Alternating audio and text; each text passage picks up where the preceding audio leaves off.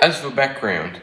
shortly after the discovery of gold in Victoria, the police and government at the time enforced strict licensing laws around the digging and keeping the gold in Victoria across the miners and the citizens. Licensing fees were too strict, and the police and government inserted strict laws which violated the privacy of the diggers whilst they were digging after the gold, which they rightfully earned, but were not allowed to keep or dig for without costing a fortune. Many diggers and citizens were understandably very distrusting of the police and government and decided to take action instead. Most of the diggers would come to form a group called the Red Ribbon Rebellion, which would be the centre point of the Eureka stockade, and they would elect a leader called Peter Lalor, who was actually one of many leaders at the time, but he was the most famous and much more. The speech itself includes many key phrases that would later become to be recognised as not only important for the birth of Australian democracy, but also are very relevant in today's modern working class Australian society. One of the most famous segments of this speech was the oath that Mr. Lalor took to the Southern Cross, which I will now read. We swear to the Southern Cross to stand truly by each other and fight to defend our rights and liberties. These words, whilst may be seen as outdated by many, but to most in the working class society, it is seen as a reflection of what the future would turn out to be. Despite the actual rebellion being a failure and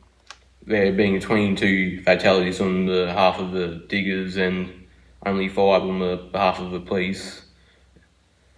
this event led to many reforms in the licensing fees and how the diggers were treated. During the stockade and rebellion, they hung up this here flag. And to me, this flag symbolises that these diggers, they liked the country that they were in and they respected the flag and they were patriots,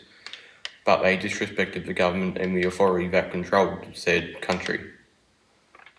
Many Australians in today's Australia, much like these diggers,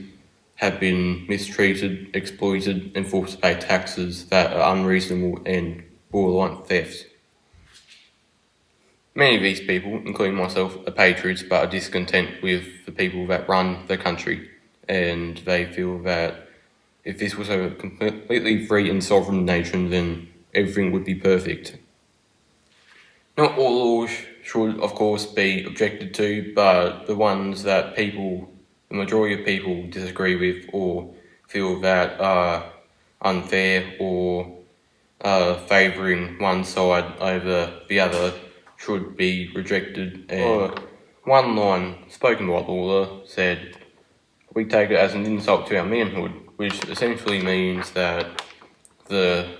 control and overreach of the government and the police especially were destroying the manhoods and futures of the diggers and the citizens, which is really thin in today's world where people aren't able to buy a house or afford food or aren't able to do what they want to within reason without the police crawling up and destroying the chances they have of being truly free citizens. However, this generation has the ability and the power to take back the rights and sovereignties of all the people